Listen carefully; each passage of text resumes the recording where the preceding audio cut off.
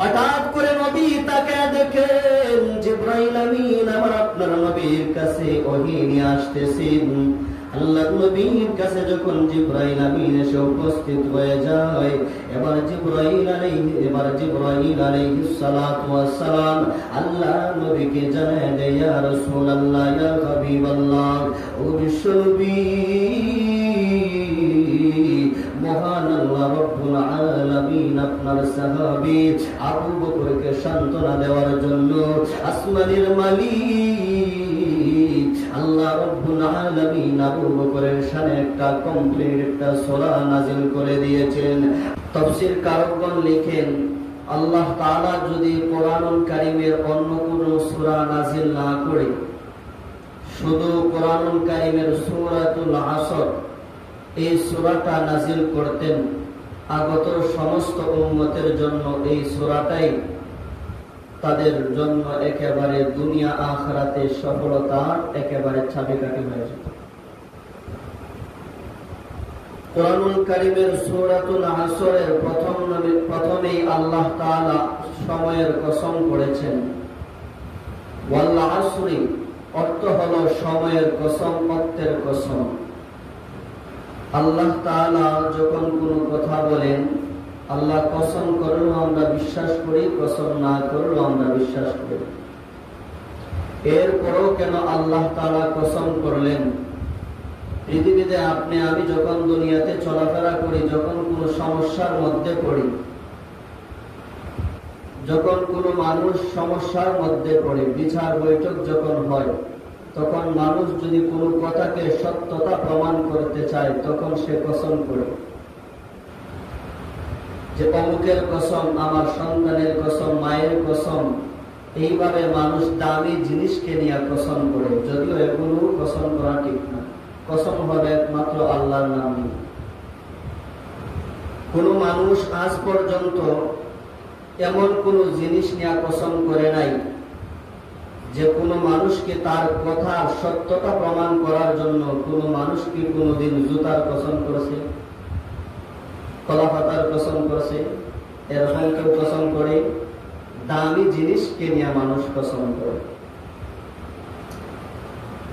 আল্লাহ তাআলা সময়ের কসম করেছেন। কসম করে কি বলতেছেন আল্লাহ? যে ওয়াল আসরি, আল্লাহ বলেন সময়ের কসম। বোঝা গেল সময়টা মানুষের অত্যন্ত গুরুত্বপূর্ণ একটা সাবজেক্ট। এরপরে আল্লাহ বলতেছেন ইল্লাল্লাযীনা আমানু, নিশ্চয়ই ইল্লাল্লাযীনা আমানু, নিশ্চয়ই যারা কি করেছে? ঈমান আনয়ন করেছে। ওয়াল আসরি ইন্নাল ইনসানা লাফি খুসর, এর অর্থ হলো যে পৃথিবীতে সমস্ত মানুষ ক্ষতিগ্রস্ত, সব মানুষ ক্ষতিগ্রস্ত। কথাটা কিরকম লাগে না? আল্লাহ বলছেন ওয়াল আসরি, প্রথমে আল্লাহ সময়ের কসম করেছেন, এরপরে আল্লাহ বলতেছেন ইন্নাল ইনসানা লাফি খুসর, মানুষ ক্ষতিগ্রস্ততার মধ্যে আছে। এরপরে আয়াতে আল্লাহ বলতেছেন ইল্লাল্লাযীনা আমানু, তবে যারা ঈমানদার তারা এই ক্ষতি থেকে বাঁচতে পারবে।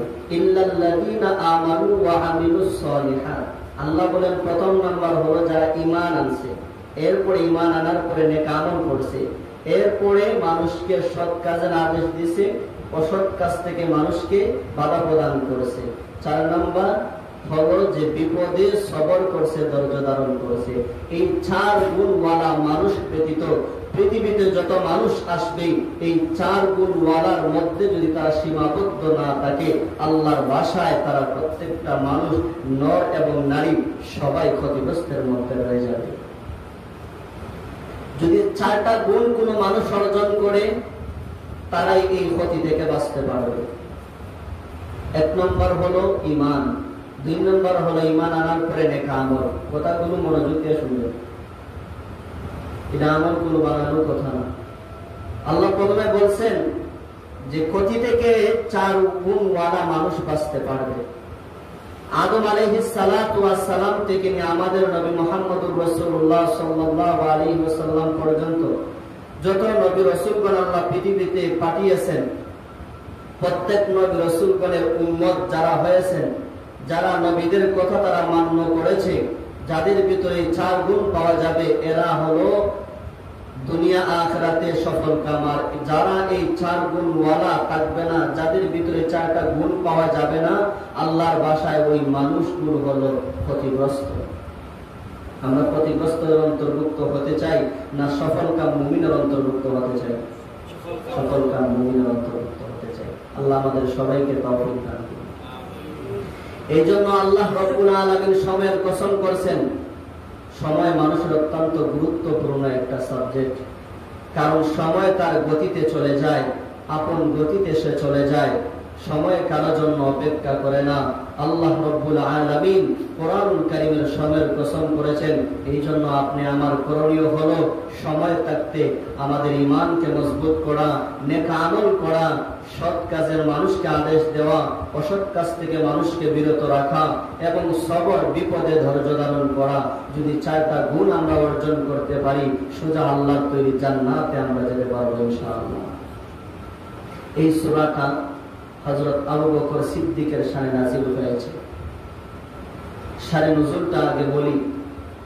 আবু বকর সিদ্দিক রাদিয়াল্লাহু তাআলা যখন তিনি ইসলাম ধর্ম গ্রহণ করলেন, তখন আবু বকর কিন্তু এক সময় ইসলাম ধর্ম গ্রহণ করার পূর্বে মক্কার মধ্যে সবচেয়ে বড় একজন ব্যবসায়ী তিনি ছিলেন। যখন তিনি ইসলাম ধর্ম গ্রহণ করলেন, নবীজির আদেশ, আবু বকর ইসলাম ধর্ম গ্রহণ করেছো, এবার মানুষের কাছে তুমি দাওয়াত পৌঁছাও। শুধু একাই মুসলমান হলে হবে না, মানুষের দ্বারে দ্বারে গিয়ে কালেমা দাওয়াত তুমি পৌঁছে দাও। তো আবু বকর প্রথম দিকে ইসলাম ধর্ম গ্রহণ করার পূর্বে তিনি ব্যবসার মধ্যে সময় দিতেন প্রায় 12 ঘন্টা। যখন দিনের দাওয়াত দিতে লাগলেন, এবং 12 ঘন্টার মধ্যে 6 ঘন্টা তিনি ব্যবসার মধ্যে দেন, 6 ঘন্টা দাওয়াতের কাজের মধ্যে দেন। আশেপাশের যারা ব্যবসায়ী ছিল সবাই বলা বলি করতে লাগলো যে আবু বকর দেখো, আব্দুল্লাহর ছেলে মুহাম্মদের সঙ্গ নেওয়ার কারণে আবু বকর দুনিয়াতে সে ক্ষতিগ্রস্ত হয়ে গিয়েছে।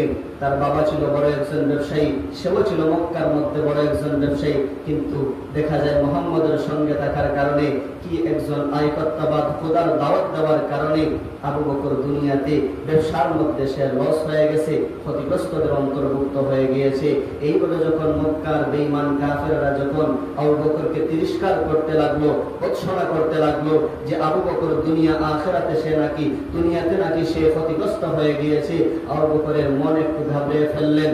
নবী মুহাম্মদুর রাসূলুল্লাহ সাল্লাল্লাহু আলাইহি সাল্লামের কাছে যাওয়ার পরে আল্লাহর নবীকে বলেন, ইয়া রাসূলুল্লাহ, মক্কার বেঈমান কাফেররা আমাকে বলে আমি নাকি দুনিয়াতে ক্ষতিগ্রস্ত হয়ে গিয়েছি। এর জবাব কি? আল্লাহর নবী সাল্লাল্লাহু আলাইহি ওয়াসাল্লাম আবু বকরকে সান্ত্বনা দিবেন। হঠাৎ করে নবী তাকায় দেখেন যে জিবরাইল আমিন আল্লাহর নবীর কাছে আসতেছে। বুখারী শরীফের মধ্যে আসছে, যখন জিবরাইল আসতেন তখন ঘন্টার ন্যায় আওয়াজ হতো।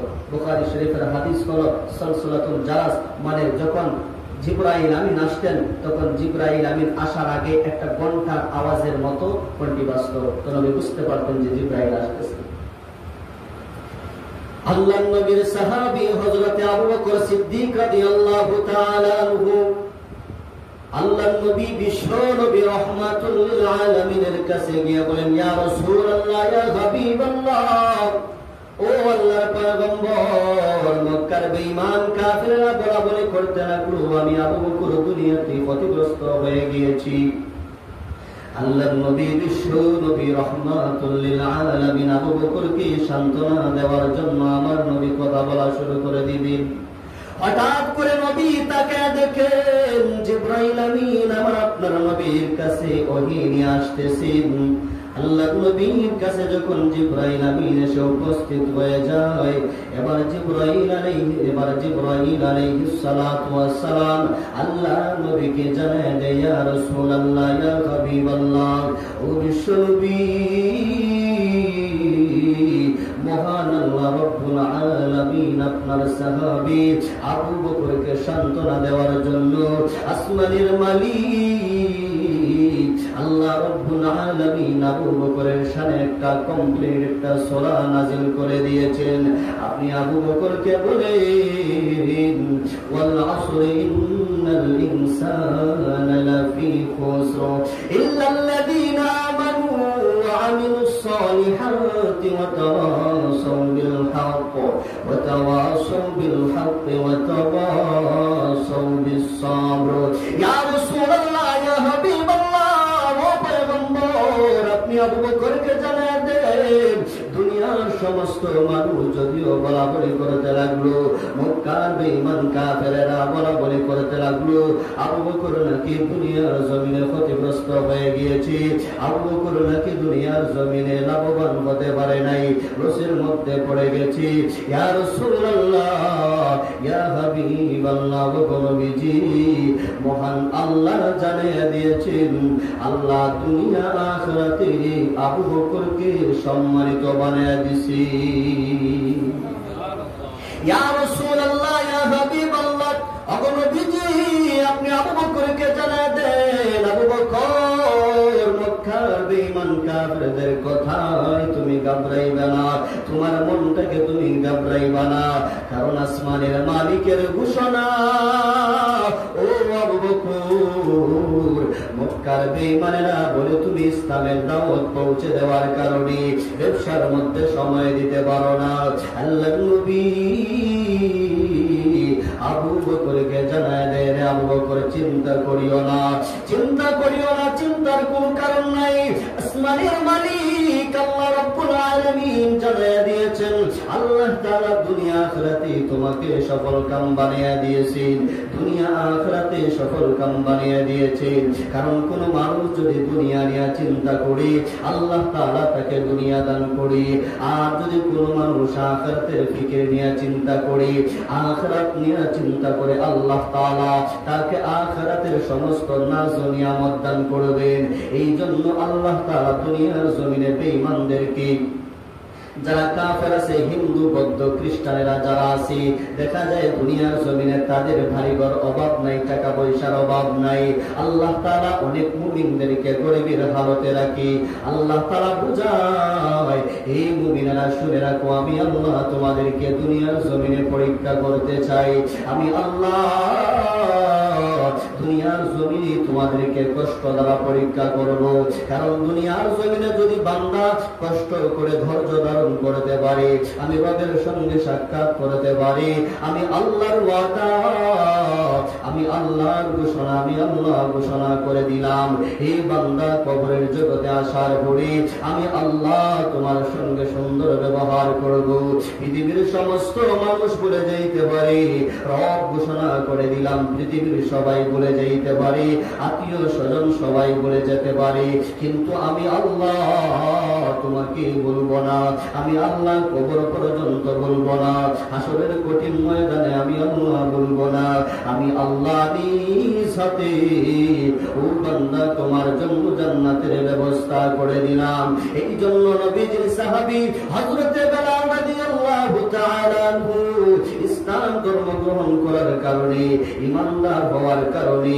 হযরত বেলাল রাদিয়াল্লাহু আনহুকে উমাইয়া ইবনে খালফ মরুভূমির বালু কণার উপরে দাঁড়াইয়া হযরত বেলালের বুকের উপরে প্রচন্ড পাথর নিক্ষেপ করে দিত মক্কা গলিতে গলিতে বেলাল রাদিয়াল্লাহু তাআলা আনহুকে তার গলার মধ্যে রশি পেঁচায়া মক্কার গলিতে গলিতে ঘুরাইতো কালো বেলাল আবিসিনিয়ার বেলাল যে বেলালের পুরাটা শরীরকে কালো বেলালের পুরাটা শরীরকে রক্তাক্ত করে দিত বেলালের শরীর থেকে টপটপ করে জমিনের মধ্যে রক্ত পড়তো মক্কার ছোট ছোট বাচ্চাদের হাতে হযরত বেলালকে দেওয়া হতো আর বেলাল রাদিয়াল্লাহু তাআলা আনহুকে তারা টাইনা হাসরায়া মদিনার গলিতে গলিতে তারা চক্কর লাগায় আল্লাহর নবীর সাহাবী হযরত আবু বকর সিদ্দিক রাদিয়াল্লাহু তাআলা আনহু একদিন তাকে দেখেন বেলাল জুরে জুরে বলতেছে আহাদুন সামাদুন আমার আল্লাহ এক আমার আল্লাহ ছাড়া কোনো মাবুদ নাই উমাইয়া ইবনে খালফ বলে বেলাল রে এক আল্লাহর উপরে যদি ঈমান না ছাড়ো আব্দুল্লাহর ছেলে মুহাম্মদের সঙ্গ যদি না ছাড়ো আল্লাহর উপর থেকে যদি ঈমান পড়ে ত্যাগ না করো তাহলে তোমাকে এইভাবে শাস্তি দেওয়া হবে এর যন্ত্রণাদায়ক শাস্তি তোমাকে দেওয়া হবে আল্লাহর নবীর সাহাবী হযরত বেলাল রাদিয়াল্লাহু তাআলা আনহু উমাইয়া ইবনে খালদকে ডেকে বলেন, না রে উমাইয়া না, আমি যেই মালিকের নাম জপি, আমি যেই মালিকের নাম আমার মুখ দ্বারা উচ্চারণ করি, ও উমাইয়া ইবনে খালদ, তুমি যখন আমাকে শাস্তি দেও, তুমি যখন আমাকে শাস্তি দেও, আমি যখন আমার মালিকের নামটা জপি, আমি যখন আমার মালিকের নামটা জপি রে উমাইয়া, তখন আমার অন্তরের মধ্যে যে কেমন শান্তি লাগে আমি তোমাকে বুঝাইতে পারবো না। নবীজির সাহাবী হযরত আবু বকর বলেন, বেলাল রে, তারা যেহেতু তোমাকে আল্লাহর নাম বলার কারণে তোমাকে তারা মারতেছি, রক্তাক্ত করে দিয়েছি, এই জন্য তুমি আল্লাহর নামটা আস্তে করে নিবা। কারণ আমরা তো এমন একজন আল্লাহর ইবাদত বন্দি করি যে আল্লাহ আস্তে বললেও শুনি, জোরে বললেও শুনে। তুমি তোমার মনে মনে বলবা, আস্তে আস্তে করে আল্লাহর নাম জপবা।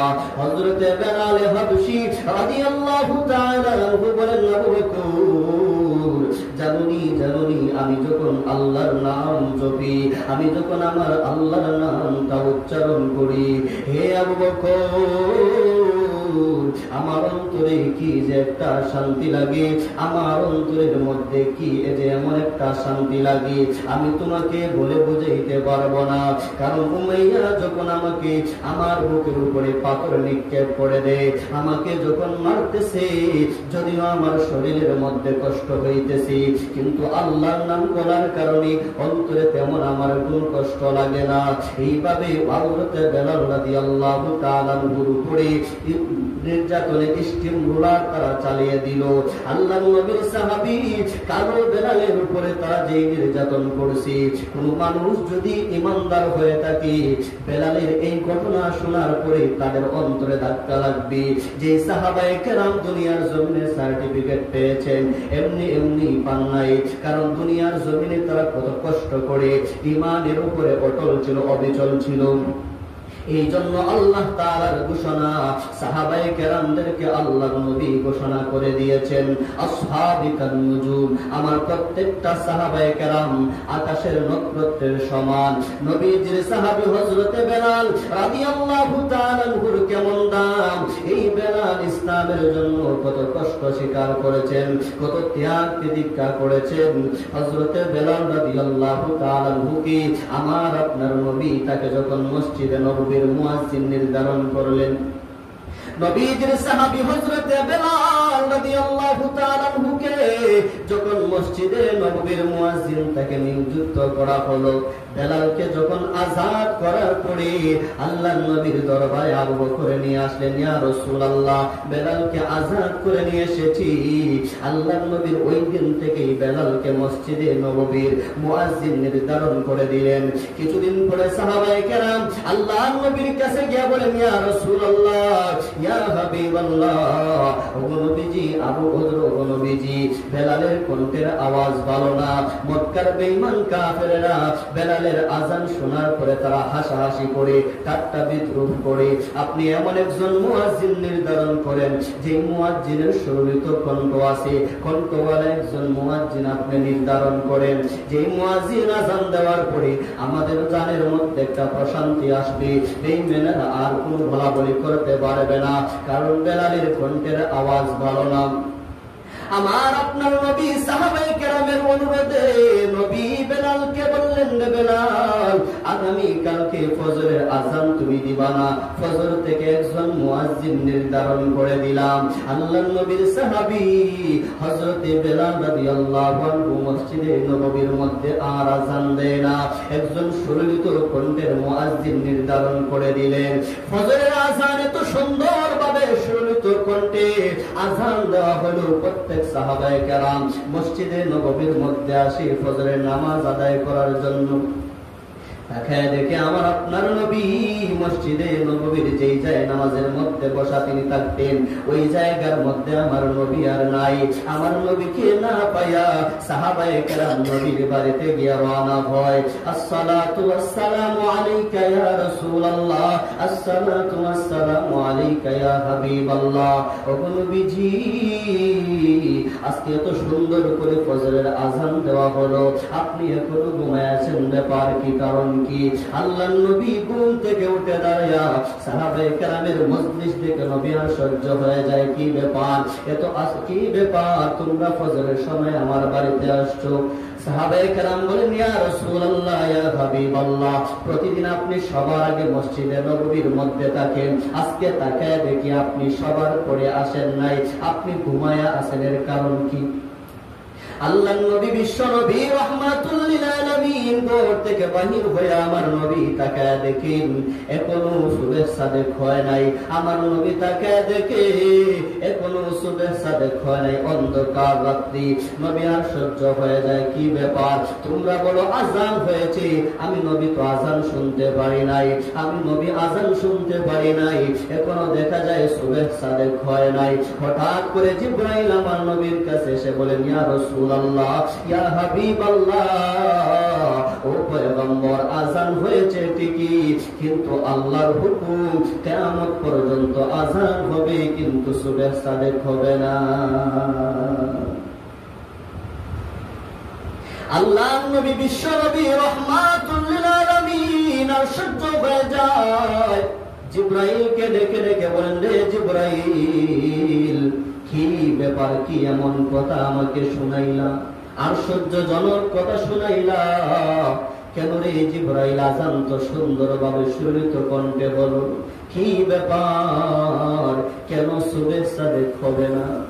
জিবরাইল আমিন আল্লাহর নবীকে জানায় দেয়, ইয়া রাসূলুল্লাহ, ইয়া হাবিবাল্লাহ, ও পয়গম্বর, আল্লাহ তাআলা জানায় দিয়েছেন, মহান আল্লাহ জানাইয়া দিয়েছেন, যদি বেলাল আযান না দে, ওই কালো বেলাল যদি আযান না দে, মসজিদে নববীর মধ্যে যদি আযান না দে, তাহলে আল্লাহ জানাইয়া দিয়েছেন যত সাহাবায়ে কেরাম আযান দেখ না কেন, বেলালের আযান না দেওয়া পর্যন্ত আল্লাহর হুকুম সুবহ সাদেক হবে না।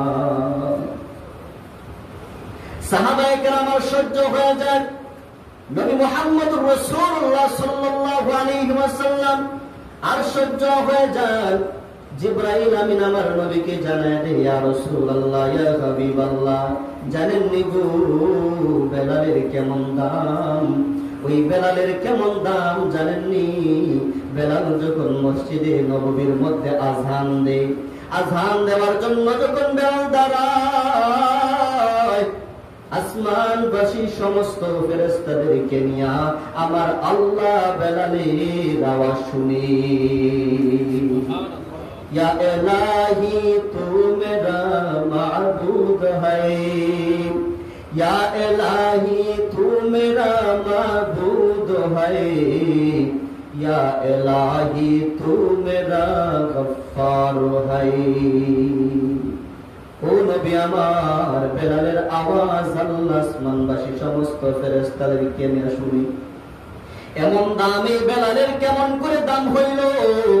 আল্লাহ তাআলা কুরআনুল কারীমের মধ্যে যে সূরাটা নাযিল করেছেন, ওয়াল আসরি, আল্লাহ বলেন সময়ের কসম। ও পৃথিবীর মানুষের, আল্লাহ সময়ের কসম কেন করলেন জানেননি? তাফসীরকারগণ বলেন, আল্লাহ সময়ের কসম করে বোঝালেন, হে পৃথিবীর মানুষ, আল্লাহ যে হায়াত নামক দৌলত আমাকে তোমাকে দান করলেন, এই হায়াতে জিন্দেগির ভিতরে কতটুকু নেক আমল করলাম। আমার বাবা মুসলমান, আমিও মুসলমান, মুসলমানের ঘরে জন্ম নিয়া জন্মসূত্রে আমি মুসলমান, কিন্তু আল্লাহ যে হায়াত দান করলেন, এই হায়াতে জিন্দেগির ভিতরে আপনি আমি কতটুকু আল্লাহকে দিলাম, কতটুকু আমার ব্যবসার দিকে আমি কাটাইলাম, কতটুকু আমি মসজিদের সাথে আমার সম্পর্ক ছিল, কতটুকু আমার রবের সঙ্গে আমার সম্পর্ক ছিল। আল্লাহ বলেন, আল্লাযী খালাকাল মাউতা ওয়াল হায়াতা লিয়াবলুয়াকুম আইয়ুকুম আহসানু আমালা। আল্লাহ বলেন, রে গোলাম, পৃথিবীতে আমি আল্লাহ তোমাদেরকে হায়াত নামক দৌলত দিলাম। ঘন্টার মিনিটে মিনিটে মানুষের হায়াত শেষ হয়ে যাচ্ছে, মানুষ কবরে পৌঁছে গেছে, কখন মানুষ কবরে পৌঁছে গেছে মানুষ নিজেও জানে না। আল্লাহ বলেন, আল্লাহকুমুত তাকাতুর হাত্তা যুরতুমুল মাকাবির কাল্লা সাউফা তা'লামুন। আল্লাহ বলেন, বান্দা, কখন তুমি কবরে পৌঁছে গেছো তুমি নিজেই জানো না। হায়াত আমাদের প্রতি মুহূর্তে মুহূর্তে, মরণ আমাদের সঙ্গে প্রতি মুহূর্তে হাঁটতেছি। কখন জানি আজরাইল আমাদের জানটা কবজ করে নেয়। আল্লাহ রাব্বুল আলামিন বলেন, বান্দা হায়াতে জিন্দেগির ভিতরে যেটুকু হায়াত পেয়েছো, যতটুকু আমি আল্লাহ তোমাকে নিয়ামত হিসাবে হায়াত দান করলাম, হায়াতে জিন্দেগির ভিতরে তুমি আমি রবের সাথে সম্পর্ক লাগাও, আমি রবের সঙ্গে সম্পর্ক লাগাও। স্বার্থের কারণে ভাই ভাইকে বলে যাইতে পারে, স্বার্থের কারণে স্বামী স্ত্রীকে বলে যাইতে পারে, স্বার্থের কারণে ভাই ভাইকে বলে যাইতে পারে, স্বার্থের কারণে মা তার সন্তানকে বলে যাইতে পারে, স্বার্থের কারণে আত্মীয় স্বজনটাকে ভুলে বলে যাইতে পারে। কিন্তু রব জানায়া দে রে গোলাম, পৃথিবীর সব মানুষ তোমাকে স্বার্থের কারণে বলতে পারে, কিন্তু নিঃস্বার্থ ভাবে আমি আল্লাহ তোমাকে ভালোবাসি, নিঃস্বার্থ ভাবে আমি মালিক তোমাকে ভালোবাসি। আমি মালিক তোমার কাছে খাদ্য চাই না, আমি মালিক তোমার কাছে টাকা পয়সা চাই না, আমি মালিক তোমার চেহারা ভালো না খারাপ সেটা আমি আল্লাহ চাই না, আমি মালিক তোমাকে এইটা পছন্দ করি না, আমি মালিক এইটা চাই না বান্দা তুমি ধনী না গরিব, আমি মালিক পছন্দ করি বান্দা তুমি, আমি মালিক পছন্দ করি তোমার কলবের দিকে, আমি মালিক তোমার তাকওয়া দেখি। যেই বান্দা আমি রবের সাথে সম্পর্ক লাগাইবে, পৃথিবীর সমস্ত মানুষ তোমাকে স্বার্থের কারণে ভুলে যাইতে পারে, মা সন্তানকে স্বার্থের কারণে ভুলে যাইতে পারে, কিন্তু রবের ঘোষণা লা তাকনাতু মির রাহমাতিল্লাহ, লা তাকনাতু মির রাহমাতিল্লাহ। পৃথিবীর সবাই ভুলে যাইতে পারে, গোলাম রে আমি রবের ওয়াদা, আমি রব তোমাকে ভুলে যাব না। এই জন্য সময় থাকতে আল্লাহর হুকুম মানো, সময় থাকতে নবীর তরিকা অনুযায়ী চলো। কারণ রবের সাথে যদি সম্পর্ক না লাগাও, রবের সাথে যদি বান্দার কোনো সম্পর্ক না থাকে, দুনিয়াতে যেইভাবে আল্লাহ বলছেন মানুষ ক্ষতিগ্রস্তদের অন্তর্ভুক্ত হয়ে যাবে, মানুষ ক্ষতিগ্রস্তদের মধ্যে আছে। আল্লাহ তাআলা বলেন যদি ঈমান আনার পরে নেক আমল করতে পারো, দুনিয়াতে রব তোমাকে সম্মানিত বানায়া দিব, পরকালের জমিনও সম্মানিত বানায়া দিব। নবীজির সাহাবী হযরত আবু বকর সিদ্দিক রাদিয়াল্লাহু তাআলা আনহু, যেই নবীর সাহাবীর শানে এই সূরাটা নাযিল হয়েছে, আবু বকরের কেমন দাম, কেমন ভাবে তিনি জিন্দেগি কাটাইছেন। যেই আবু বকর কোটি কোটি টাকার মালিক ছিলেন, মক্কার প্রসিদ্ধ একজন ব্যবসায়ী আবু বকর ছিলেন, কিন্তু আবু বকরের পুরাটা সম্পদ তিনি আল্লাহ রাস্তায় বিলীন করে দিলেন, আল্লাহ রাস্তায় পুরাটা সম্পদ বিলীন করে দিলেন। এমন একটা সময় আবু বকরের আসলো, যেই আবু বকর জামা কেনার মতো একটা পয়সা আবু বকরের কাছে নাই। আল্লাহর নবীর সাহাবী আবু বকর মসজিদে নববীর মধ্যে একদিন একটা কোণার মধ্যে দাঁড়িয়ে তিনি নামাজ পড়তেছেন, নামাজ আদায় করতেছেন, কিন্তু তার জামার মধ্যে শত শত তালি মারা জামা, শত শত তালি মারা জামা আবু বকর পড়তেছেন। এই শত শত জামা পরিধান করে আবু বকর নামাজ আদায় করতেছেন।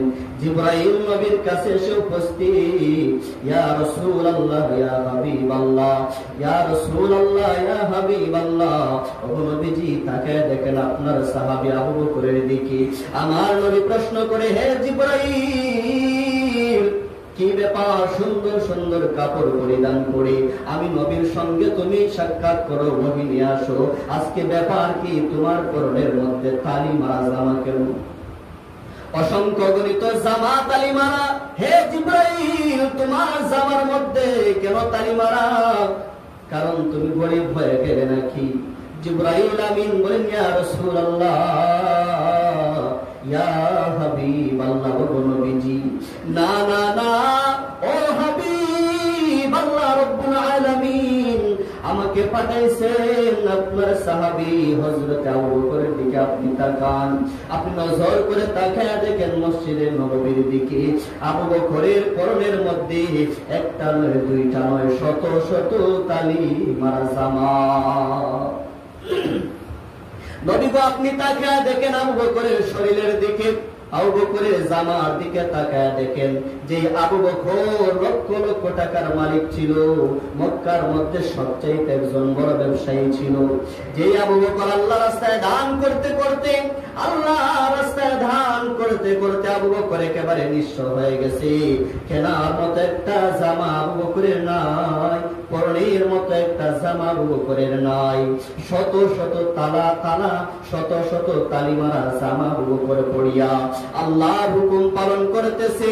এরপর রবকে ভুলে নাই, এরপর আল্লাহকে ভুলে নাই।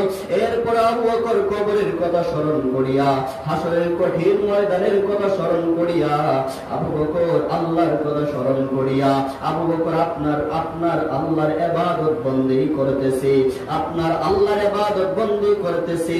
আল্লাহ তাআলা জানাইয়া দিয়েছেন, ও আসমানবাসী ফেরেশতারা, আমার আবু বকর আজকে তালি মারা জামা পরিধান করে আমি আল্লাহর হুকুম পালন করতেছি। আজকে আসমানবাসী সমস্ত ফেরেশতারা তালি মারা জামা পরবা।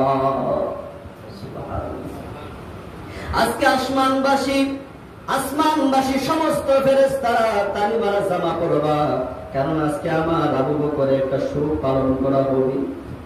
আমার নবী আর সহ্য হয়ে যায়, কি ব্যাপার আবু বকর আমার কাছে আসো। হে আবু বকর, আল্লাহর কাছে তোমার এত দান হলো কেমন করে রে আবু বকর? কি এমন আমল করো?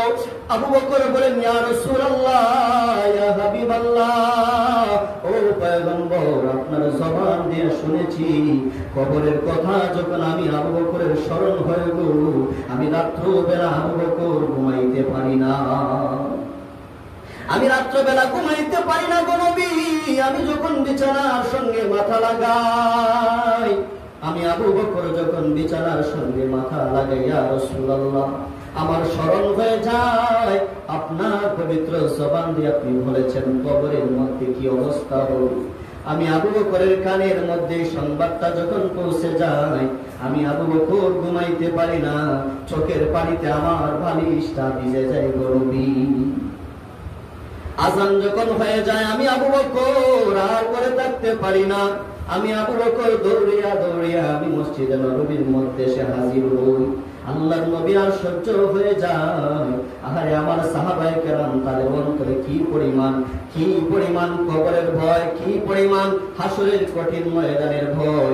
হযরত উসমান রাদিয়াল্লাহু তাআলা যখন তিনি কবরের পাশ দিয়ে হাইটা যাইতেন, উসমান রাদিয়াল্লাহু তাআলা এমন পরিমাণে কান্না করতেন, তার চোখের পানিতে পুরাটা শরীর ভিজে যাইত, দাড়ি মুবারক ভিজে যাইত। সাহাবায়ে কেরাম বলতেন, ও উসমান, আপনি কবর দেখলে এমন কেন কান্না করেন, এভাবে কেন কান্না করেন? নবীজির সাহাবী হযরত উসমান রাদিয়াল্লাহু তাআলা আনহু আল্লাহর নবীকে জানায় দেন। হযরত উসমান রাদিয়াল্লাহু তাআলা সাহাবায়ে কেরামদেরকে বলেন, ও নবীর সাহাবায়ে কেরাম, আমার নবীর পবিত্র জবান দিয়ে আমি শুনেছি কবর এমন একটা ঘাটি, কবর হলো প্রত্যেকটা ফুলসিরাতের পার হওয়ার আগে কবরের জগতে যখন মানুষকে নিয়ে রাখা হয়, আমার নবীর পবিত্র জবান দিয়ে আমি শুনেছি এই কবর হলো আসল ঘাটি। এই কবর থেকে যারা মুক্তি পেয়ে যাবে, এই কবর থেকে যারা পরিত্রাণ পাবে, মুক্তি পাবে, প্রত্যেকটা ঘাটি সে মুক্তি পেয়ে যাবে। আর কবরের মধ্যে যদি বান্দা আটকা পড়ে যায়, কবরের জগতে বান্দা যদি আটকা পড়ে যায়, আমার নবীর ঘোষণা, ফেরেশতারা কবরের মধ্য থেকেই জাহান্নামের আগুন জারি করে দিবে, জাহান্নামের সাপ বিচ্ছু কবরটা পরিপূর্ণ হয়ে যাবে। এই জন্য নবীর ঘোষণা আমি আমার নবীর জবান দিয়ে শুনেছি। যখন দোয়া করবা তখন আল্লাহর কাছে সর্বপ্রথম বলবা, আয় মালিক, যতদিন দুনিয়াতে রাখবা ঈমানের সহিত রাখবা। আল্লাহ যখন কবর পর্যন্ত পৌঁছে যাব, কবরের আযাব থেকে আপনি আমাদেরকে মুক্ত দান করবেন। আল্লাহ কবরের আযাব থেকে আমরা পানা চাই। আমার নবীর দোয়া শিখানো দোয়া। এই জন্য হযরত উসমান সাহাবায়ে কেরামদেরকে বললেন, কারণ নবীর পবিত্র জবান দিয়ে শুনেছি কবর হলো আসল ঘাটি, কবর থেকে মুক্তি পাইলে প্রত্যেকটা ঘাটি মুক্তি পাওয়া যাবে। আর কবরে যদি কোনো মানুষ আটকা পড়ে যায়, তখন আর মুক্তি পাওয়ার কোনো লাইন নাই, কারণ কবরই সর্বপ্রথম ঘাটি। এই জন্য আপনি আমার উচিত হলো, আল্লাহ তাআলা যে কোরআনুল কারীমের সূরাতুল আসরের মধ্যে কসম করেছেন, কেন আল্লাহ কসম করেছেন? সময়ের কসম, কারণ নিশ্চয়ই মানুষের সময়টা অত্যন্ত গুরুত্বপূর্ণ। সময়ের কসম করে আল্লাহ বুঝাইলেন পৃথিবীর মানুষে, এই সময়টা তোমাদের আমার, এই সময়টা মানুষের জন্য অত্যন্ত গুরুত্বপূর্ণ একটা সময়।